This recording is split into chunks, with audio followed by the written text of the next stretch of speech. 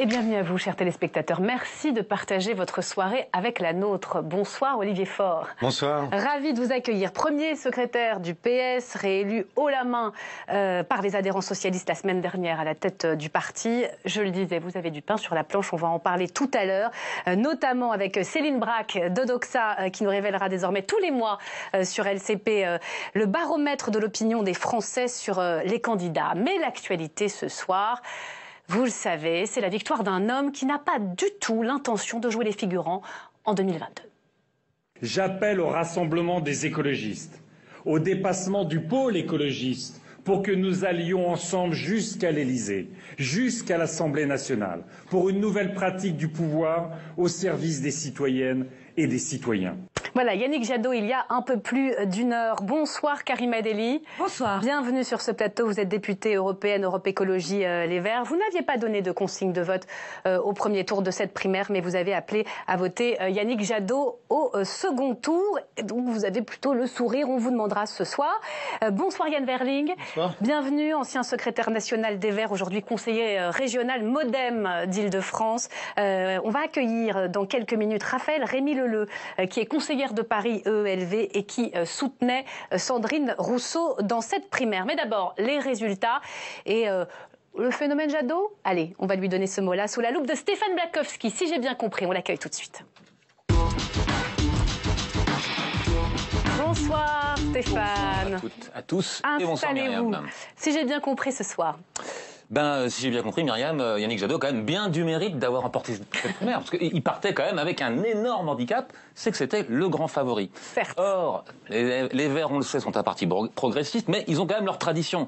Et la tradition chez les Verts, c'est que la primaire est un processus démocratique qui a permis régulièrement, au fil des ans, d'éliminer le candidat qui avait le plus de chances à la présidentielle. Ouais, vous pensez à 2011, quand Eva Joly l'a emporté sur Nicolas Hulot. Ça, c'est l'exemple qui a marqué les esprits, mais c'est vraiment une vraie tradition. Le première primaire en 2001, je vous rappelle que c'était Alain Lipietz qui avait remporté la primaire et non pas Noël Mamère. Bon, finalement, Lipietz avait été désinvesti, mais Mamère avait repris la candidature. Et donc, le résultat, c'est que ce candidat dont les militants ne voulaient pas, Noël Mamère, avait fait plus de 5%, ce qui reste à ce jour le meilleur score d'un écologiste à la présidentielle. Donc, franchement, pour gagner la primaire, mieux vaut pas être favori. D'ailleurs, Yannick Jadot le savait bien lui-même, puisqu'il était l'outsider en 2016 et il avait battu la grande favorite Cécile Duflot avec un résultat conforme aux écologistes, c'est-à-dire qu'il ne s'était pas présenté à la présidentielle, rallié à Benoît Hamon, qui avait fait le pire score du PS, 6 et quelques pourcents. Oui, ça fait encore sourire Olivier Faure. Sauf que cette fois-ci, les traditions sont cassées, au moins cette fois, et Yannick Jadot, le favori de la primaire, l'emporte. Oui, alors c'est bien pour ça que c'était pas gagné, parce que, moi, ce que je me disais au départ, c'est que quand même Yannick Jadot avait quand même deux gros boulets qui risquaient de plomber ses chances de victoire. C'est-à-dire, premièrement, il était le grand favori des sondages. Regardez, vous voyez, quand on interrogeait les sympathisants écologistes, 7 sur 10 le soutenaient, et ça, c'est jamais tellement bon avant une primaire. Plein de gens l'ont vécu, donc je pourrais vous le raconter. Et puis le deuxième gros boulet qui pouvait le plomber, c'est aussi qu'il avait fait une très bonne campagne aux européennes, qu'il avait fait 13,5%, qu'il avait prouvé qu'il était capable de gagner des élections en battant et le PS et les Insoumis. Donc franchement, c'était loin d'être gagné, quoi. Et donc pour vous, selon votre théorie, c'était Sandrine Rousseau qui avait toutes les chances de l'emporter? Alors moi, c'est ce que je croyais. J'en étais persuadé, ça prouve mes limites dans l'analyse politique, puisque j'avoue que moi aussi j'y ai pensé. Que Sandrine Rousseau avait quand même deux avantages qui la rendaient quasiment imbattable à mes yeux. C'était donc, premièrement, elle avait déjà prouvé sa capacité à perdre des élections dans les grandes largeurs, puisque c'était au régional en 2015, s'était présentée en Nord-Pas-de-Calais-Picardie, elle n'avait pas dépassé les 5%. Et puis, l'autre avantage qu'elle me paraissait avoir, qui me paraissait décisif, c'est que contrairement à Jadot qui voulait rassembler, elle avait plutôt dit qu'elle, les mots qui comptaient pour elle, c'était qu'elle était remplie de colère et qu'elle était pétrie de radicalité, ou de radicalisme. Donc c'était vraiment, pour moi, un gros avantage, sauf que voilà, tout est tombé loin de mes pronostics. C'est en fait Yannick Jadot qui l'a emporté, et donc il a pu s'exprimer en tant que vainqueur tout à l'heure. On l'écoute. Nous serons là pour défendre une planète vivante, où il fait bon vivre, en harmonie, quelles que soient nos origines, nos milieux sociaux, nos aspirations, parce qu'ensemble, nous allons construire cette société apaisée que nous appelons toutes et tous de nos vœux. Sandrine, Éric, Delphine, merci. Voilà. Et comment a réagi Sandrine? Eh bien, Sandrine, voilà, elle est sur le même registre, puisqu'on l'entendait appeler, Jadot appeler au rassemblement. Elle aussi, elle a plutôt des paroles qui allaient dans ce sens. On l'écoute. Nous avons montré dans cette primaire que nous pouvons changer la politique. Nous avons porté une nouvelle voix dans cette campagne, une nouvelle manière d'incarner l'engagement. Ensemble, avec tous les écologistes, nous sommes en capacité de relever les défis et de gagner la présidentielle. Vous pouvez compter sur moi pour soutenir la suite de cette aventure. Donc tout le monde est d'accord pour se rassembler. La question qu'on se pose, c'est est-ce que vraiment ils vont réussir à se rassembler, à faire campagne commune? Bon, vous êtes là, j'imagine que c'est une des questions qui va se poser pendant ce débat. Exactement. Merci beaucoup pour votre regard. Stéphane, Karima Delli, je commence avec vous. Ouais. C'est la victoire de l'écologie réaliste, cette primaire? D'abord, c'est une primaire qui a fait beaucoup l'objet d'attention, enfin, qui n'est pas rabougrie. Parce qu'habituellement, alors je peux vous le dire, j'étais candidate en 2007, c'était un peu plus de rabougrie. 120 000 participants. Voilà, c'est autant que des militants dans les autres partis politiques. Vous voyez, non mais c'est un vrai choix. La deuxième chose qui est importante, c'est que c'était ouvert. Donc vous voyez que la dynamique, elle est là. On a envie de parler des vrais sujets, notamment du climat. Et la troisième grande belle nouvelle, c'est que l'on a eu des débats à la hauteur et à la qualité de ce que nous défendons, c'est-à-dire dans notre programme, c'est-à-dire l'urgence de dire on est là pour le climat, on est là pour l'emploi, on est là pour l'avenir de nos enfants. Après, c'est une victoire nette, mais serrée, il faut le reconnaître aussi. Oui, mais c'est une Qu'est-ce que ça dit de vos électeurs? Mais ça dit surtout que le temps n'est plus à la division, à la tergiversation. C'est terminé. Maintenant, l'écologie aujourd'hui va devenir incontournable et sera incontournable dans ces élections. Maintenant, c'est Yannick Jadot. Alors, je l'ai pas encore vu, donc je le félicite. Comme je félicite Sandrine Rousseau qui a fait une campagne avec une dynamique totalement nouvelle. Enfin, on a parlé de sujets dont on parlait absolument jamais. On va y venir d'ailleurs. Vous voyez, aujourd'hui, tous les journalistes politiques spécialistes des Verts que j'ai consultés me disaient je pense que c'est Rousseau qui va gagner. Donc vraiment, c'était serré jusqu'au bout. Donc maintenant, la véritable question, elle n'est pas là. Elle est la famille écolo, elle est rassemblée. Delphine Batho, on a vu Éric Piolle, Sandrine Rousseau et le grand vainqueur Yannick Jadot. Maintenant, c'est la dynamique de campagne. Et ce qui est nouveau dans cette primaire, c'est que les Français aiment l'écologie. Vous voyez, ils participent à cette primaire. Quand vous voyez cet exercice, franchement, c'est réussi. Il n'y a pas eu de nom d'oiseau. La participation est très forte, y compris au deuxième tour. 80% de participation. C'est un peu plus de 114 000 personnes qui sont déplacées. Donc ça veut dire qu'il y a eu quand même un élan pour le deuxième tour. Vous ne regrettez pas les primaires? Vous auriez pu les organiser? Non, pas du tout. Moi, je comprends bien l'idée, de primaires quand elles permettent à l'ensemble de la gauche de se retrouver et puis de choisir un candidat commun. Mais quand il s'agit d'un parti et d'un seul parti, parce que c'est une primaire interne qui s'est exportée vers l'extérieur, je vous rappelle que on se réjouit et je félicite Yannick Jadot. C'est quand même un exercice réussi. C'est un exercice réussi, mais rappelez-vous, les primaires des socialistes il y a 5 ans, c'est 2 millions de votants qui se déplacent physiquement dans des isoloirs et ça ne garantit absolument pas le résultat final. Nous faisons 6%. Oui, donc là vous dites.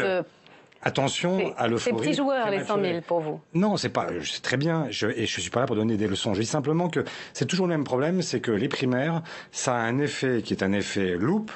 Et puis ensuite, on se rend compte que la vérité, le vrai débat, celui qui commence avec les Français, est pas de même nature. C'est toujours facile de gagner entre comme soi. Stéphane Blakowski, vous ne pensiez pas que ça allait être Rousseau qui allait gagner? Non, pas du tout. Non, vous n'êtes pas surpris ce soir? Non, parce que, alors, je vais vous dire les choses. Enfin, ça me fait sourire quand, effectivement, j'ai déjeuné avec des journalistes qui pourront témoigner en ma faveur avant le premier tour. Ils me disaient, Jadot va gagner au premier tour. J'aurais dit, vous n'y comptez pas une seule seconde. Il fera un score, mais ce sera pas la démesure. Et il y a quelques minutes avant que le score ne soit annoncé... Vous avez envoyé un petit SMS à un confrère, un journaliste. On me demandait qui serait, à mon avis, le gagnant, et je disais, ce sera Jadot. C'est le plus présidentiable, tout de même, des écologistes. C'est pas forcément très bon pour vous, je vous le dis. Ça veut dire que, voilà, les électorats vont être très disputés. Moi, je n'ai pas d'adversaire à gauche. Et ça fait longtemps que je discute avec Yannick. Je trouve que c'est aussi une façon Il était le candidat naturel des écologistes. Il est celui qui a le plus investi depuis des années. Et il était logique aussi que le travail qu'il a accompli à la tête des écologistes le paye. C'est mérité. Donc, voilà, c'est mérité. Maintenant, là où ça va être compliqué pour lui, c'est qu'il y avait 4 quarts au premier tour, il y a 2 moitiés au second, et que donc rassembler, c'est bien, mais maintenant il faut qu'il nous dise aussi sur quelle base. Est-ce qu'il est plutôt Déli ou est-ce qu'il est plutôt Leleu? En fait, il faut. Justement, bonsoir Raphaël Rémy Leleu, merci d'être avec nous. Leleu, c'est peut-être ça qu'il est, Yannick Jadot. Vous êtes conseillère de Paris, conseillère Europe Écologie Les Verts, vous soutenez Sandrine Rousseau. C'est une défaite pour Sandrine Rousseau, ça s'appelle une défaite. Ça n'est pas une victoire. Bon, vous vous y attendiez ou pas, franchement? Non, puisque véritablement, le second tour a été serré, le premier tour l'était également, et donc tant que nous n'avions pas ouvert l'urne, nous ne savions pas qui de Yannick Jadot ou de Sandrine Rousseau allait représenter les écologistes. Qu'est-ce qui explique pour vous cette victoire de Yannick Jadot ce soir? 2000 voix de plus. Et le report des voix entre les 2 tours? 2000 voix de plus, je ne sais pas si c'est un report ou pas, c'était aussi notre défi lors de cette primaire écologiste. On a fait le choix de la primaire la plus ouverte possible, donc on ne connaît pas notre corps électoral. Et ça va être le défi de notre campagne, de les mobiliser et de faire en sorte que chacun et chacune continue la campagne avec nous. 2000 voix de plus, peut-être une question d'incarnation, peut-être une question de notoriété. En tout cas, et Yannick Jadot et Sandrine Rousseau ont fait une belle campagne et maintenant elles se rassemblent. Donc elles se rassemblent, ça veut dire que vous allez tracter vous-même, vous allez faire cette campagne pour Yannick Jadot. Il n'y a pas de difficulté là-dessus? Aucune. Et j'avoue que je suis toujours un peu étonnée en fait qu'on nous pose la question. On nous pose toujours la question à nous. Alors ça, c'est un truc qui est dingue. Mais on nous pose la question à nous, mais on n'a jamais posé la question aux autres partis politiques. On posait la question à Manuel Valls, Olivier Faure peut témoigner, après sa défaite aux primaires face à Benoît Hamon. On se souvient de la réponse contredite après. C'est peut-être toute la différence en fait de cette primaire des écologistes, qui n'est pas simplement un exercice réussi, c'est qu'on a senti pendant la primaire peut-être un bout d'inquiétude sur comment allait se faire le rassemblement. En tout cas, c'est la question qu'on nous posait régulièrement. Mais ça fait tendu quand même entre les deux. Bien sûr, ça se tend et c'est normal, c'est un exercice démocratique. Mais ce qui est intéressant, c'est que le rassemblement, en réalité, il a déjà eu lieu. Ces personnes, ces candidats et ces candidates ont accepté de participer à la primaire, en ont accepté les règles du jeu et la mobilisation. Donc aucun doute sur l'union de la famille écologiste. Yann Verling, vous qui défendez une écologie plus centrale, je rappelle que vous êtes écologiste, mais au MoDem. Vous êtes un homme... Je ne suis plus non plus, mais... Vous n'êtes plus au MoDem? Je n'ai plus de carte politique, je vous assure, c'est un grand confort. Enfin, vous êtes passé des Verts au centrisme. Absolument. Est-ce que vous êtes un homme heureux? J'étais déjà centriste chez les Verts, hein, ils le savent. La victoire de Yannick Jadot, c'est l'écologie la plus raisonnable? Écoutez, j'en sais rien, parce que je pense que Yannick va être obligé quand même d'envoyer des signaux au camp de Sandrine Rousseau. Et à quand même, Olivier Faure l'a rappelé, le premier tour de cette primaire, c'était 4 quarts. Et assez égaux, et les 3 quarts, c'était quand même plutôt des votes radicaux, hein, le vote Delphine Batho pour une décroissance, le vote d'Éric Piolle quand même sur une écologie assez radicale, Sandrine Rousseau également, donc 3 quarts des électeurs du premier tour étaient plutôt sur une frange radicale, donc Yannick ne pourra pas faire une campagne totalement modérée non plus, il devra envoyer des gages. Mais ce que je veux dire, c'est que quand même, il se pose une question pour les écologistes, que nous sommes tous, nous 3. Oui, je suis désolé, mais ça vous embête de l'entendre. Mais nous sommes tous écolos. Et ce que je veux poser comme question, c'est comment est-on influent?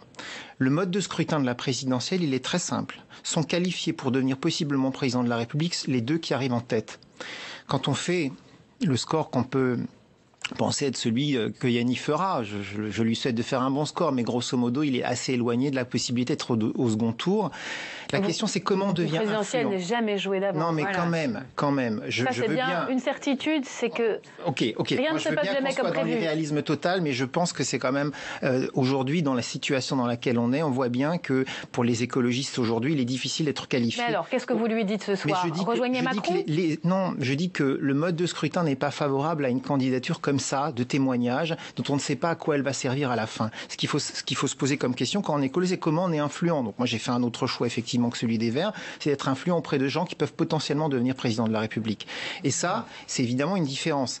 Alors c'est marrant parce qu'il y a Julien Bayou qui doit nous écouter là. Mais vous voyez, on va lui poser la question. Il y a une concomitance aujourd'hui de calendrier assez intéressante, c'est que là, on a le résultat de la primaire des Verts, et dans le même temps, on a le résultat des élections en Allemagne. C'est pas le même mode de scrutin. parler. Mais les Verts en Allemagne, aujourd'hui, sont très influents sur la sphère politique parce que justement, ils sont en arbitre entre deux possibilités de chancelier, un de droite, un de gauche. Et ils se donnent la possibilité de choisir en fonction du projet. Les Verts français ne sont pas dans cette situation aujourd'hui, d'abord parce qu'ils s'inscrivent clairement, franchement à gauche et n'envisagent jamais le disque dirigeant du centre. Et ça, c'est un vrai handicap. La question des compromis, c'est pas du tout le même système politique, l'Allemagne et la France. Mais le mot de compromis, le mot de coalition, de dialogue, ils sont tabous chez les Verts ? Absolument pas. Avec les autres forces politiques? Absolument pas. Je vais vous dire, moi je suis présidente de la commission de transport au sein du Parlement européen. Des compromis, on sait ce qu'on fait. Mais nous, on veut pas des compromis mous. On veut pas des compromis tièdes. On veut des compromis d'action. Et nous, on n'est pas là pour influencer la politique. Bon. Bah oui. Ça sert à rien alors. Non, on est là pour aller gouverner et être dans l'action. Pourquoi je dis ça? Mais parce qu'on a vu tous ces gouvernements qui passaient. Là, le rapport du GIEC nous dit, au fait, il nous reste 5 à 8 ans pour retourner la courbe des températures. Mais on ne va pas redonner les clés à des gens qui n'ont rien fait, qui étaient, eux, dans l'inaction. Nous, on sait faire. Vous voyez, aujourd'hui, on a atteint une expertise. Mais on va attendre combien de temps? Eh ben, c'est cette échéance-là. Non, on n'attendra pas. Mais on n'attendera pas. Nous, on se dit que l'élection de 2022, c'est notre élection. Vous voyez. Donc vous pensez qu'Yannick Jadot peut devenir président de la République? Il y a ça, mais il y a toujours, vous savez, cette espèce de petit sourire comme ça face aux écolos. On nous a fait encore la même chose aux européennes. Moi, je me souviens aux européennes. Au départ, même à la veille des élections, on nous donnait à 6%. Finalement, on est arrivé à la troisième force. Vous voyez. Donc maintenant. Ça arrive souvent, la présidence. Allez, attendez. Je voudrais quand même qu'on s'attarde un tout petit peu sur la victoire de Jadot ce soir, avant de parler des éventuelles coalitions possibles. On peut créer des surprises. Le portrait en 3 dates de Yannick Jadot, il est signé Elsa Mondingava, et on en reparle juste après.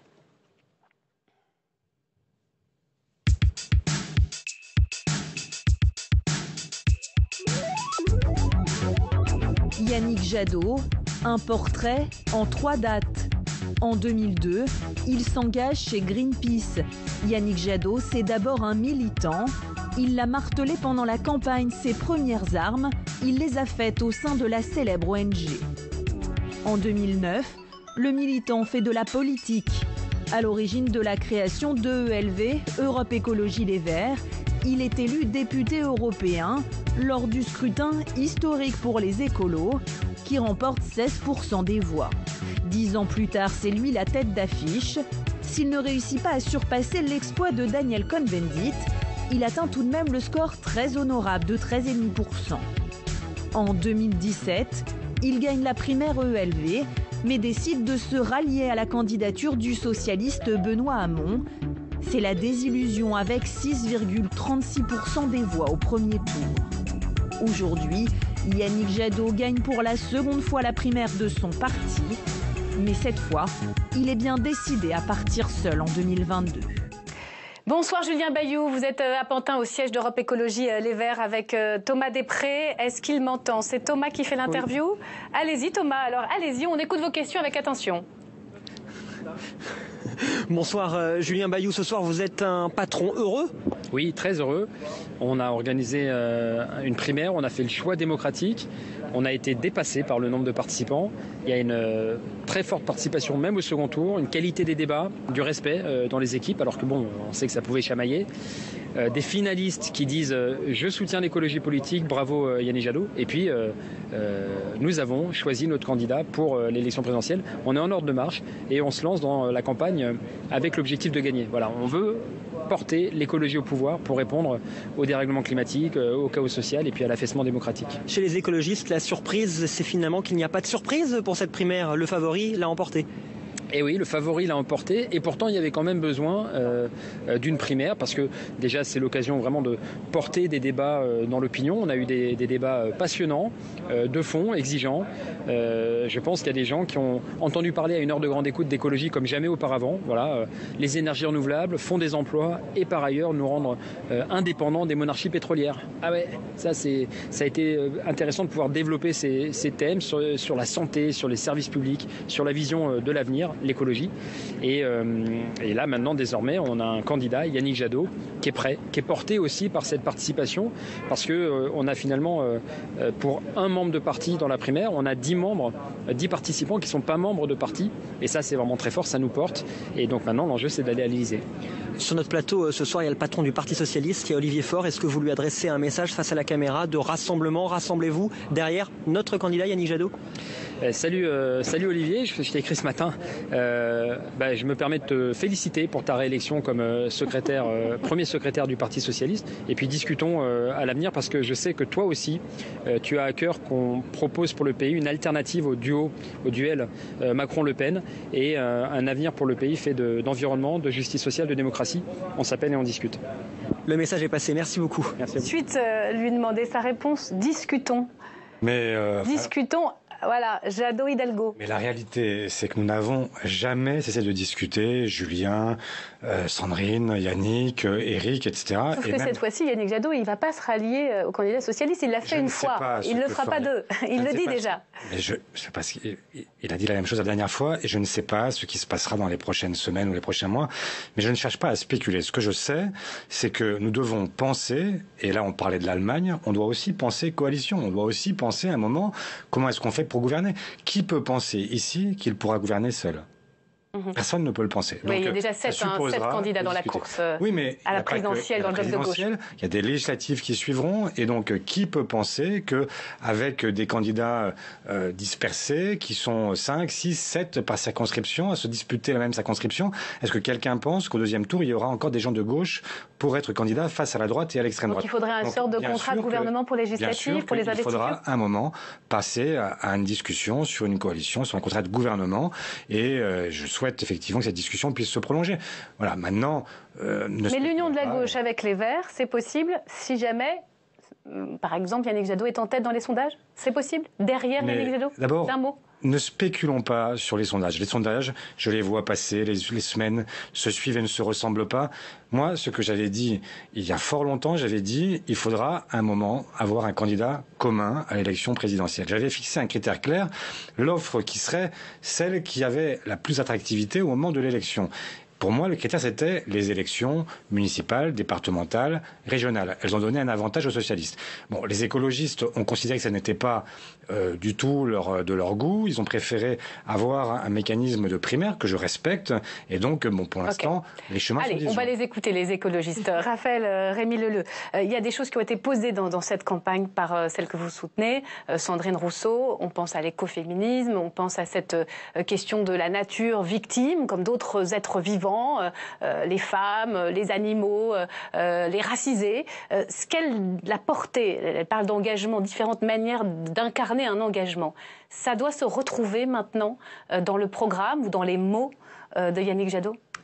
Dans les mots de Yannick Jadot, peut-être, mais dans toute la manière dont on aura à faire campagne. Moi, je suis quand même un peu étonnée ce soir. On vient de passer une étape, qui est les résultats de la primaire écologiste.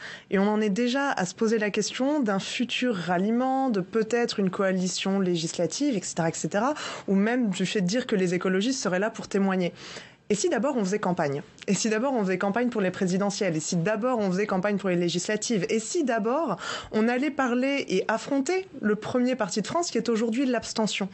Et c'est ça qui était fort dans la campagne de Sandrine Rousseau, c'est cette manière d'oser se remettre en cause et de dire, vous qui ne croyez pas à la politique actuellement, vous qui ne vous sentez pas représenté, eh bien je suis là aussi pour porter votre voix. En même temps, quand vous voyez ce qui se passe en Allemagne, pour reprendre l'intervention de Jan Verling, on est très très très très loin des écologistes. Aujourd'hui, les Grünen allemands, ils discutent avec les libéraux. Oui. Mais aujourd'hui, pour voir une coalition avec le SPD. Mais en fait, c'est quand même extraordinaire que des personnes qui défendent à corps et à cri la Ve République en permanence viennent nous expliquer, lorsqu'on est en train de discuter entre écologistes, qu'il faudrait plutôt s'inspirer du modèle allemand.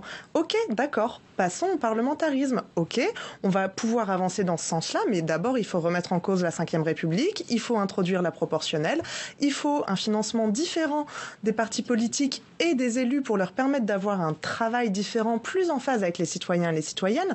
Tout ça, nous ne l'avons pas. Ce qu'on ne fera pas en tant qu'écologiste, c'est de renoncer. On ne renoncera ni à nos valeurs, ni à nos combats.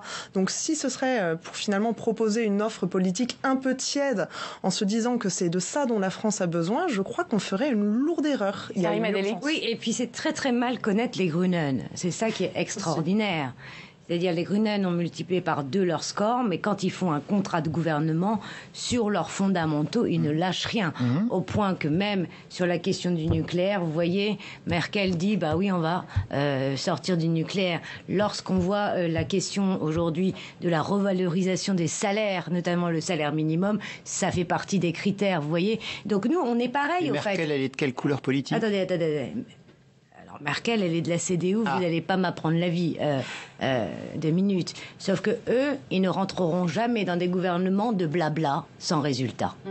C'est-à-dire qu'eux, ils ont une feuille de route. Parce que les Verts ont fait 2 fois de suite avec le Parti socialiste. Attendez. En France. En tout cas, nous, c'est clair.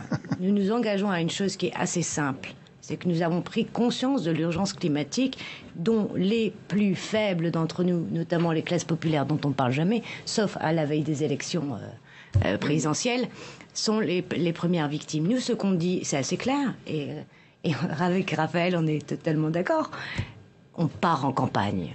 On part en campagne. Vous êtes rassemblés, c'est sûr. Sauf que dans la campagne... On part en campagne pour montrer à quel point la société écolo en France est déjà en mouvement.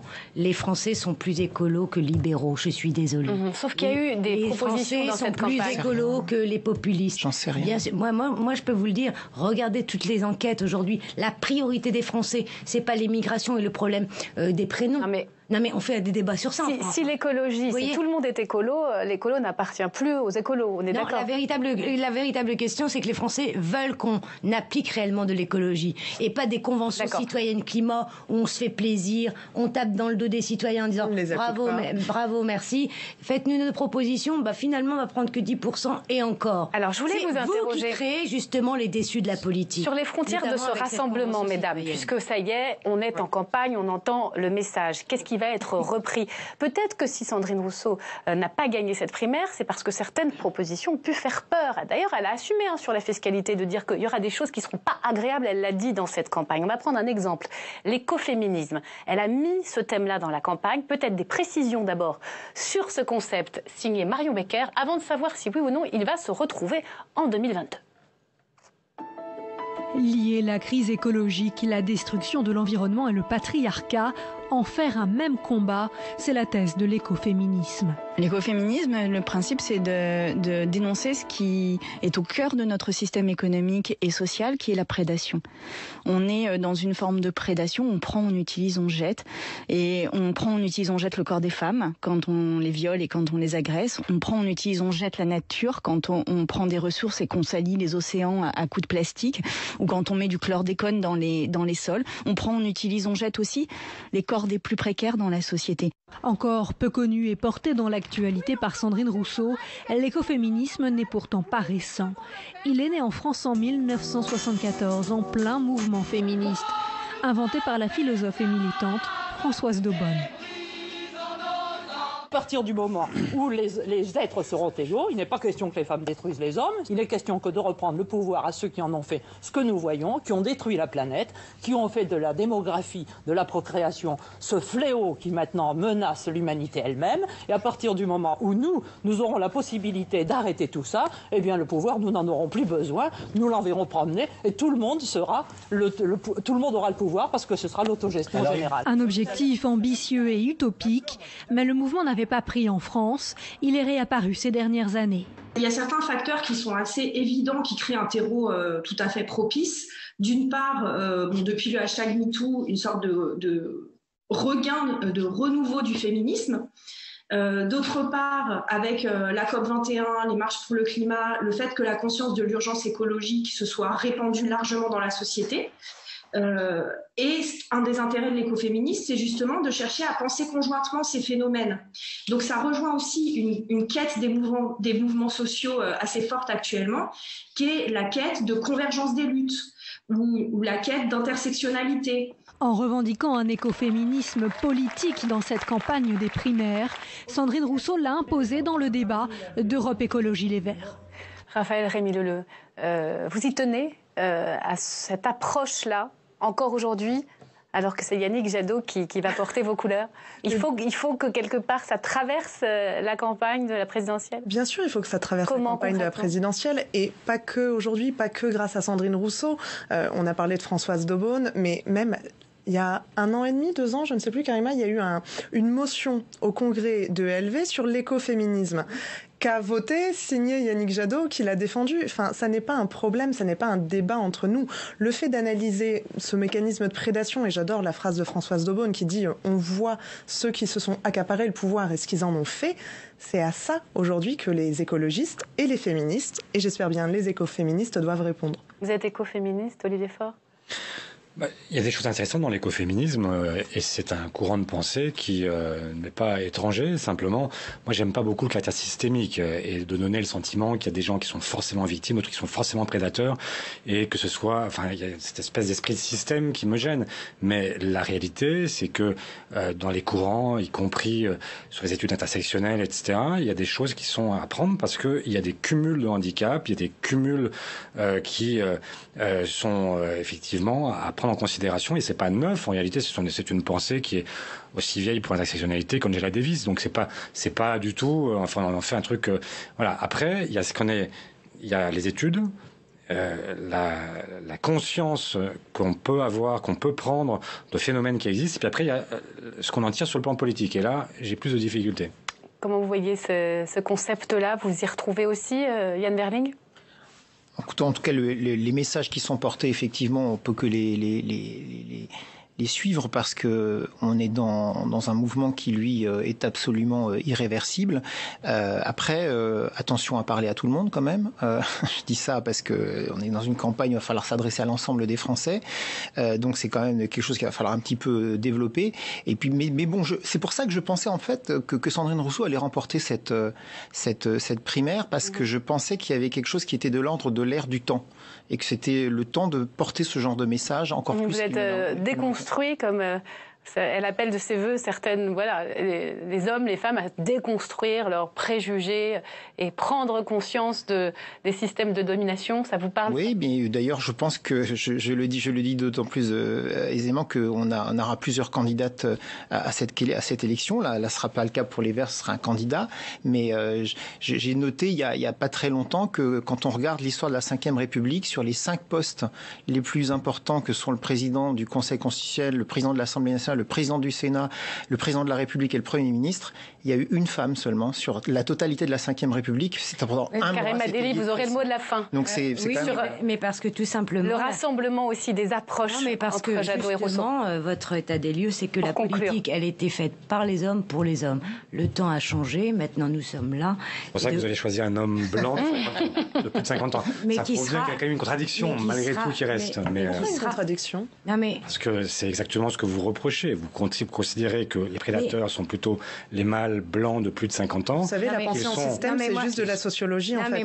Et donc, je dis, vous avez choisi un mâle blanc de plus de 50 ans. Mais c'est pas un reproche, vous avez raison. La question maintenant, c'est que toutes les questions de minorité, de ces personnes minoritaires qui n'ont pas le droit à la parole, soient portées par Yannick Jadot également. Également, mais ça fait partie de l'ADN depuis très longtemps, et Yann Verling le sait, notamment de l'ADN de l'écologie. Merci beaucoup. Merci à vous. Et bonne campagne. Merci à tous d'être venus décrypter en direct les résultats de cette primaire et la victoire de Yannick Jadot. Vous restez avec moi, Olivier Faure. On va continuer à parler de cette campagne présidentielle et surtout de votre candidate, Anne Hidalgo, qui peine à décoller à ce stade. Quel va être votre rôle dans cette campagne? Le PS est-il un tremplin ou un boulet pour elle? Vos défis, à n'en pas douter, sont de taille. La preuve par 3 est signée ce soir par Thomas Després.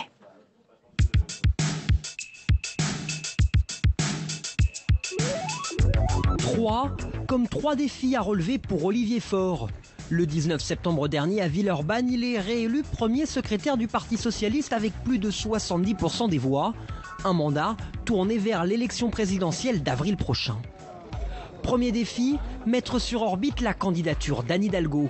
J'ai décidé d'être candidate à la présidence de la République française. Adulée ou détestée par certains Parisiens, souvent méconnue au-delà du périphérique, elle peine aujourd'hui à décoller dans les sondages, malgré un soutien de la première heure. Anne Hidalgo serait une excellente candidate et une excellente présidente. Deuxième défi, parvenir à faire l'union de la gauche. La gauche et l'écologie doivent se rassembler. De Jean-Luc Mélenchon à Yannick Jadot, le désormais candidat des écologistes, en passant par le communiste Fabien Roussel.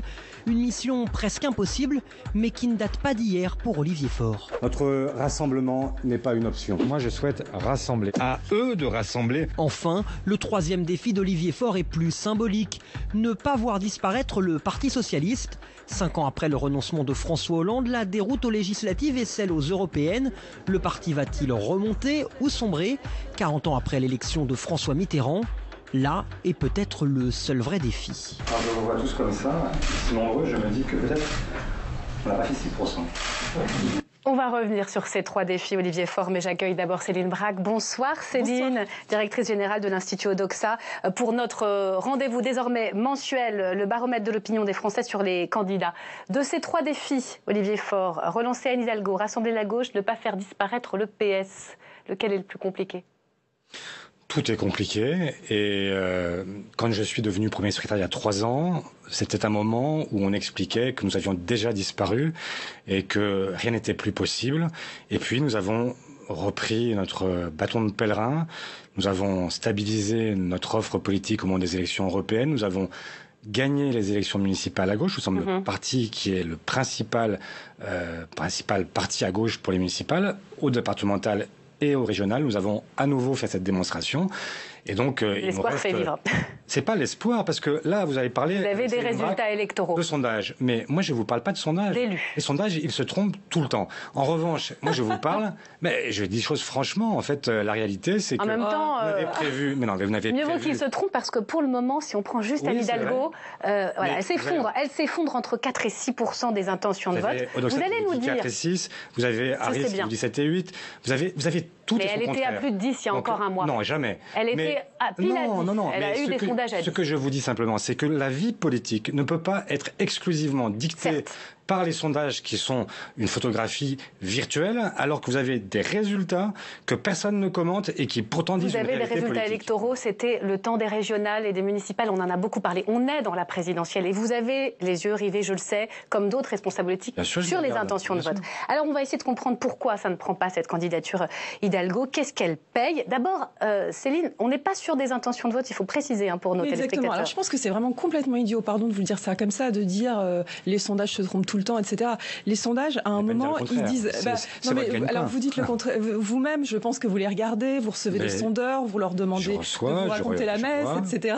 Bon, si c'était vraiment n'importe quoi, je pense que vous le feriez pas. Alors, palmarès de l'adhésion, on va essayer d'y comprendre quelque chose. C'est intéressant de voir que quand on regarde les cotes d'adhésion, aux Français, si on est sur l'ensemble des Français, on va avoir plutôt en tête, en ce moment, des personnalités de droite. On a dans l'ordre Édouard Philippe, Roselyne Bachelot, Olivier Véran, qui n'est pas de droite mais qui est au sein du gouvernement, Marine Le Pen, Xavier Bertrand. Il faut attendre d'être au numéro 9 pour avoir Christiane Taubira.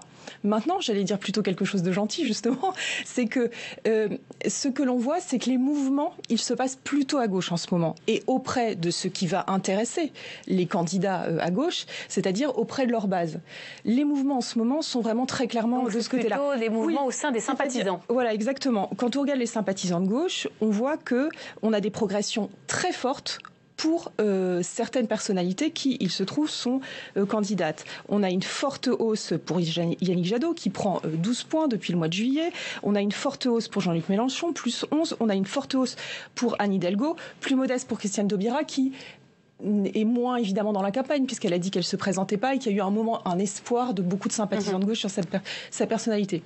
Donc, il y a ça, puis après, il y a les intentions de vote. C'est autre chose. Et les intentions de vote, qu'est-ce qui se passe ? Quand on regarde le total des voix de gauche, c'est franchement pas mal. On arrive à 25%, à 30% selon les sondages. Maintenant, il y a une très forte dispersion. Et pour le moment, pas une personnalité qui coalise vraiment les différentes, on va dire, les différents courants de la gauche. Ouais, mais quand on regarde rejet, adhésion. Pour Anne Hidalgo, on est quand même à plus 6,46% de rejet.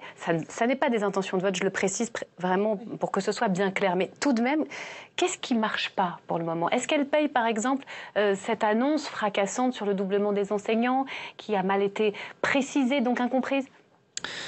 D'abord, la campagne vient de commencer. Ça, c'est dit. Mais qu'est-ce qui ne marche pas? Et ça ne marche pas, là, il faut le reconnaître. Vous ne pouvez pas, au bout de 15 jours, faire le constat de ça marche ou ça ne marche pas. Il faut laisser du temps à une campagne pour s'inscrire. Et une campagne, c'est un moment, en janvier, en février, des Français qui vont se dire, sur la ligne de départ, j'ai des gens différents, et donc quelle est la voie que je choisis? La mesure pour les enseignants, elle était bien annoncée?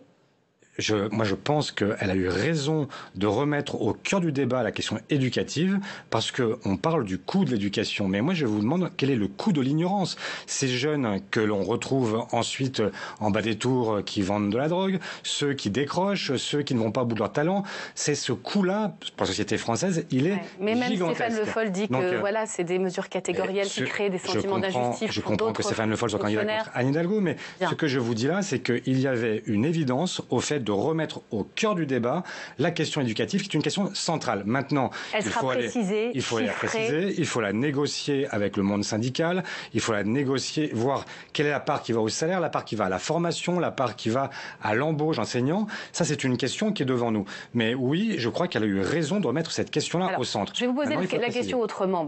C'est le début de la campagne pour Anne Hidalgo, mais quand on regarde le bloc de gauche, ça, vous ne pouvez pas nier que c'est frappant de voir à quel point il est bas. Oui. À peine 30%. Oui. Le bloc de gauche, si on totalise les intentions de tous les candidats, qu'est-ce qui s'est passé? Est-ce que c'est Macron qui vous a tué ou est-ce que vous ne faites plus rêver? Non, d'abord, regardez ce qui s'est passé. Justement, je reviens sur les élections régionales, par exemple. Et regardez, en fait, le fait que ce bloc, il n'est pas forcément à 25 ou à 30, il n'est pas condamné à être si bas. Il est aujourd'hui... Il était à 40 fracturé. avant, hein. Il est aujourd'hui fracturé parce qu'il y a il y a une offre tellement fragmentée qu'aujourd'hui les gens s'y perdent, ne comprennent pas encore quelle est l'offre qui pourrait rassembler les autres et permettre d'arriver au deuxième tour de l'élection présidentielle. Et donc il y a ce fameux vote utile qu'on a parfois galvaudé. C'est quoi un vote utile? C'est simplement de se dire que quand je vais porter un bulletin dans l'urne, il a une chance d'arriver jusqu'au bout. Et là, comme on voit 5, 6 offres à gauche, et bien on se dit, finalement, on les voit d'ailleurs, hein. Le risque, c'est de ne pas... les candidats, ils sont 7. Et donc, le risque, c'est de ne pas avoir un vote qui soit utile, productif, et c'est ça qui nous manque aujourd'hui. Mais moi, ce que je crois, c'est que dans cette campagne, progressivement, qu'est-ce qui va se passer?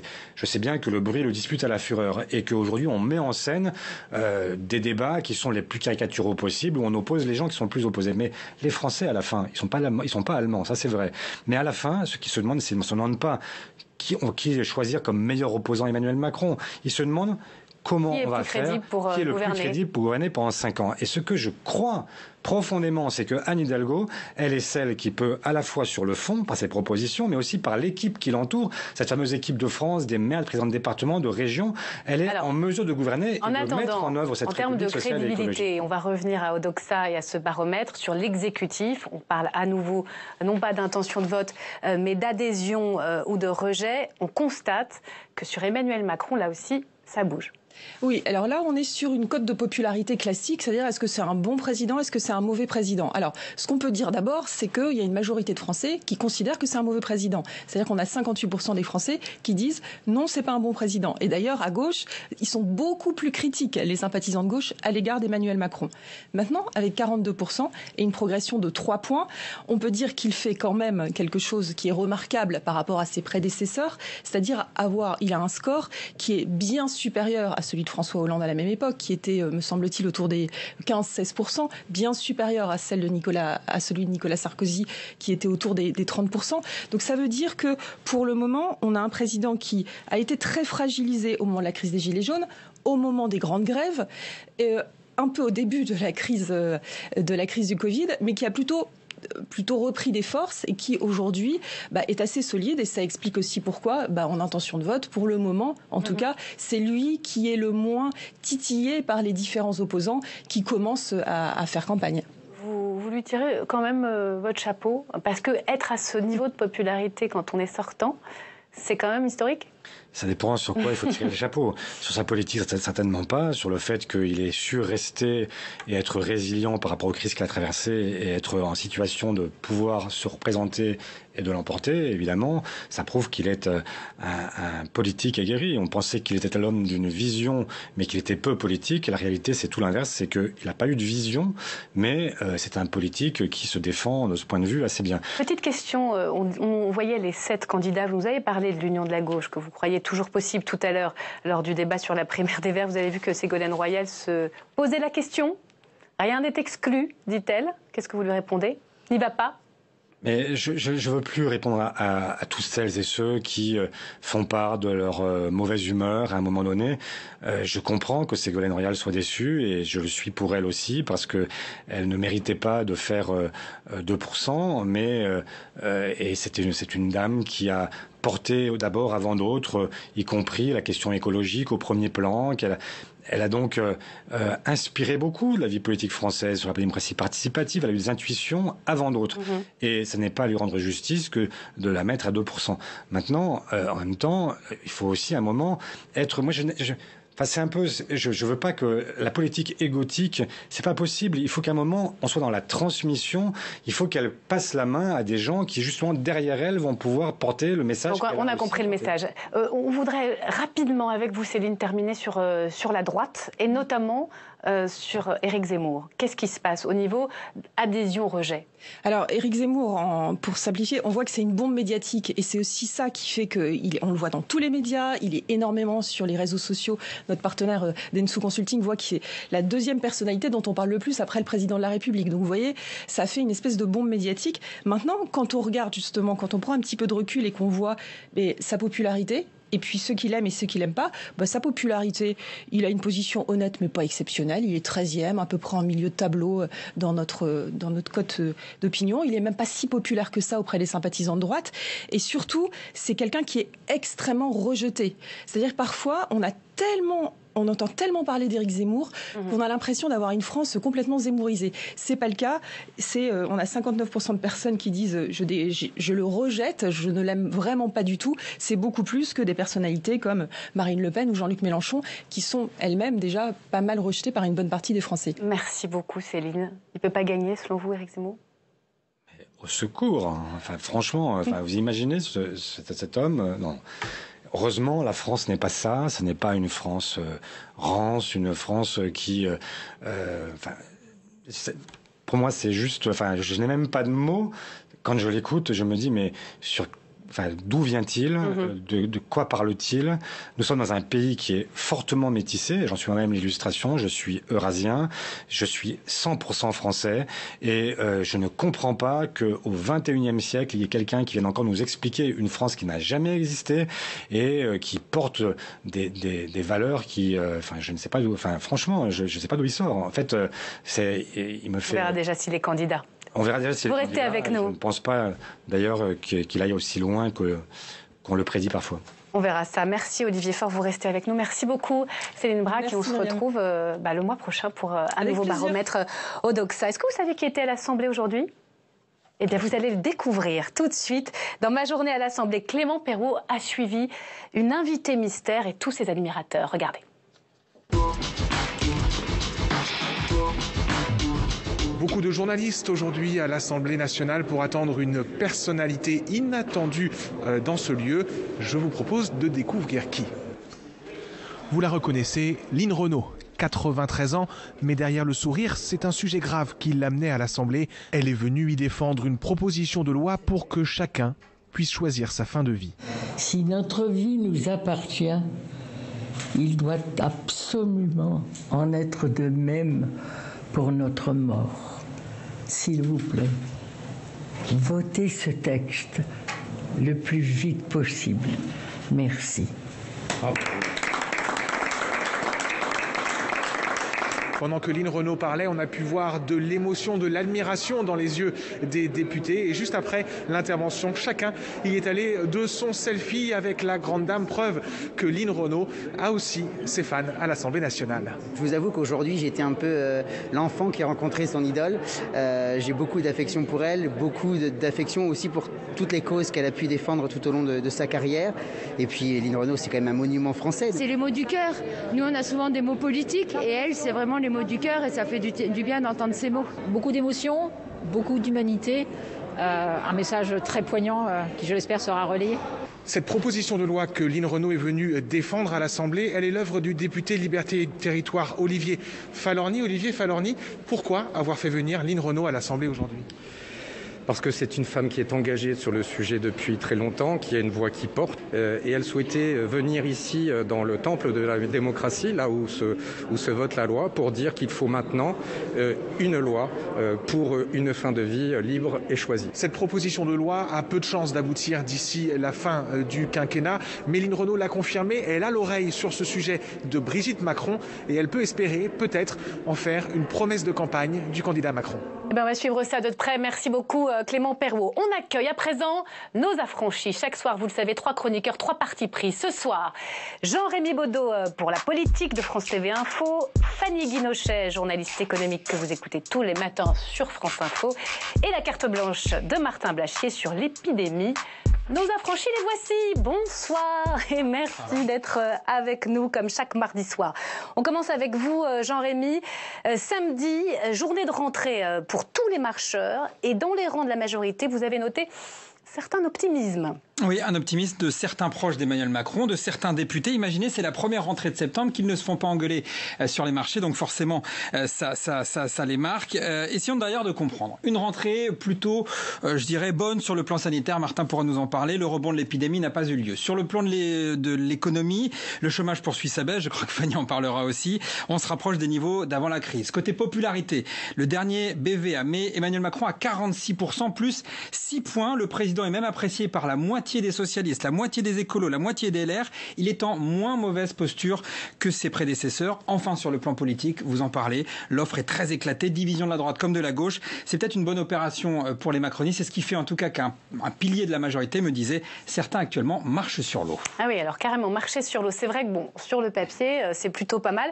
De là à être vraiment optimiste pour 2022. Oui, c'est bizarre, incongru, voire franchement idiot, car l'optimisme revient à dire que tout est fait, que la candidature du président ira jusqu'au bout et que la présidentielle est gagnée. Évidemment, tout ça, ça n'est pas très malin. Rappelons que lors du dernier séminaire gouvernemental, le 8 septembre dernier, Emmanuel Macron a prévenu ses ministres, si certains pensent que c'est déjà gagné, vous n'avez rien compris à la France.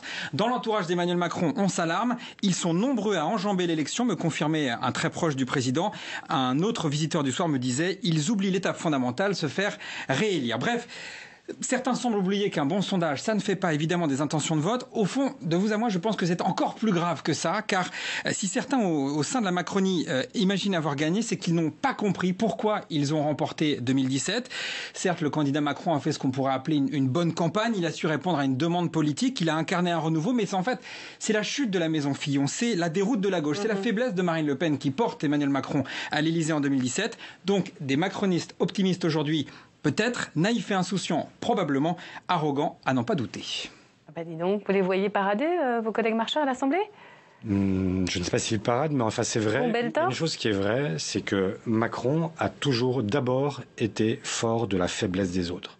Et donc, à tous ceux qui se complaisent dans la faiblesse, de faire attention, Fanny, on enchaîne. Vous vouliez revenir sur les annonces de Jean Castex hier. 1,5 milliard pour les chômeurs, notamment de longue durée, en leur proposant des formations. Est-ce que ça peut changer la donne ou pas ? Alors, c'est pas le premier gouvernement qui met des milliards d'euros sur la table pour de la formation pour les chômeurs de longue durée. Nicolas Sarkozy l'a fait, François Hollande l'a aussi fait. Le problème, c'est que c'est très difficile de résorber le chômage de longue durée. Pourquoi ? Pour la simple raison, c'est que quand on regarde qui est inscrit à Pôle emploi depuis plus d'1 an, eh bien, il y a beaucoup de seniors. La France a l'habitude de mettre ces seniors, ces quinquagénaires, quinquagénaires au chômage. Un quart des 50-55 ans actuellement pointent à Pôle emploi et c'est même les 2/3 après 60 ans. Et alors la difficulté, c'est que quand vous perdez votre travail après 50 ans, eh bien c'est très difficile d'en retrouver un. Et là, les chiffres sont implacables.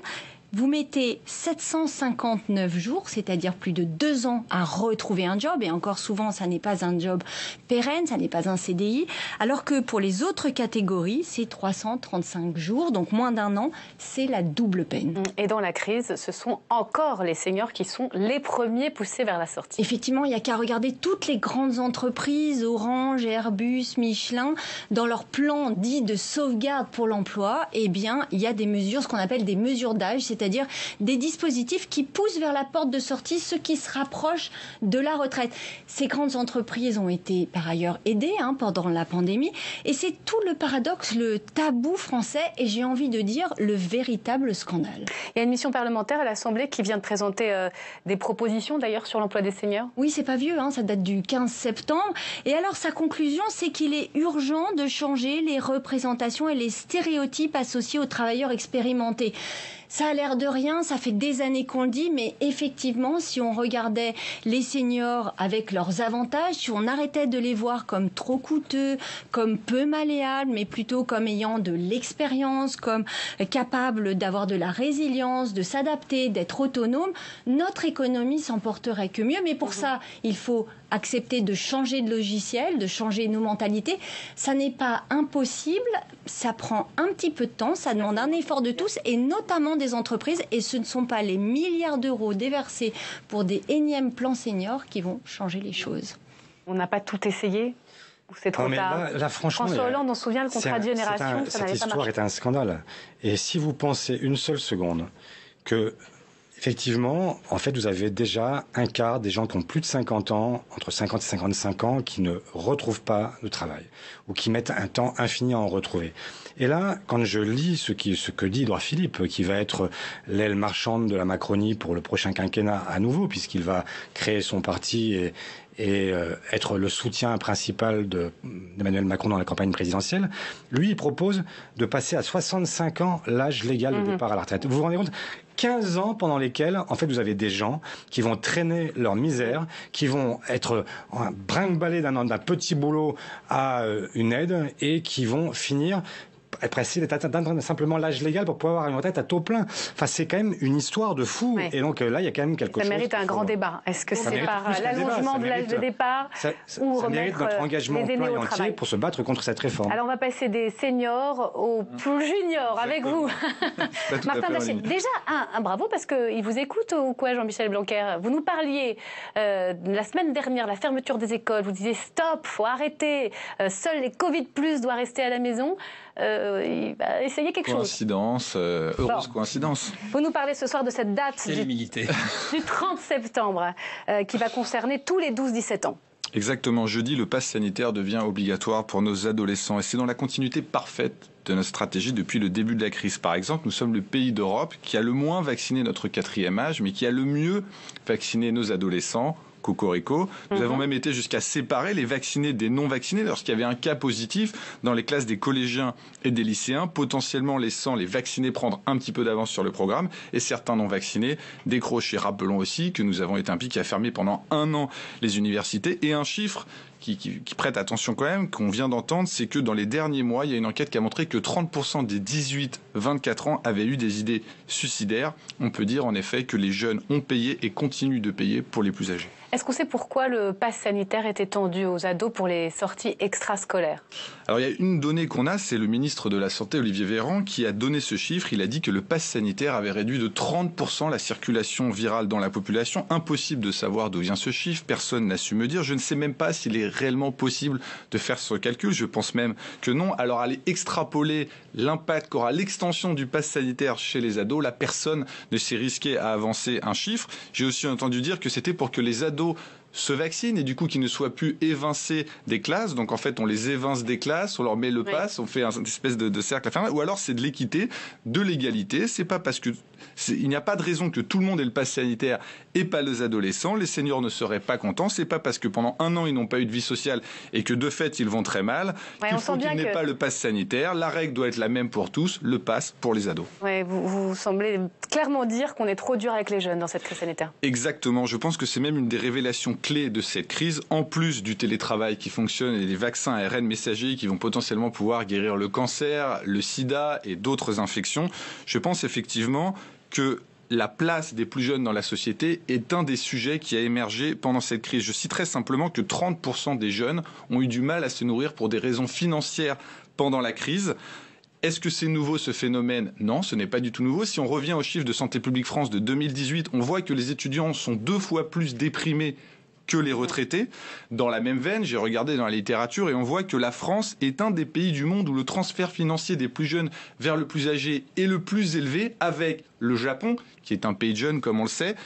Donc ce n'est pas étonnant, d'ailleurs, quand on regarde la dépense sociale française, qui est la plus grande dépense sociale du monde, si on la décompose, c'est la moitié de retraite et la moitié d'assurance maladie. Or, on sait que les frais d'assurance maladie vont essentiellement à la population la plus âgée. On mesure du coup le déséquilibre générationnel qui se fait aux dépens des plus jeunes et au profit des plus âgés.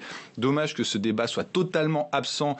Mais vous le portez, Martin Blachier, depuis des mois sur tous les plateaux. Mais il est vrai que les jeunes votent très peu. Voilà. D'un mot, alors il nous reste 5 secondes. En fait, les jeunes payent pour les vieux dans cette crise. C'est quand même un symbole éclairant. Il y a un minimum vieillesse, il n'y a pas de minimum jeunesse, et c'est la raison pour laquelle... Et c'est le débat sur le revenu des jeunes. Nous ferons en sorte, dans l'élection présidentielle, de porter ce débat. Merci beaucoup. Voilà. On est très en retard, pardonnez-moi. Merci beaucoup Olivier Faure d'avoir été notre grand témoin ce soir. Merci à vous les amis. À demain.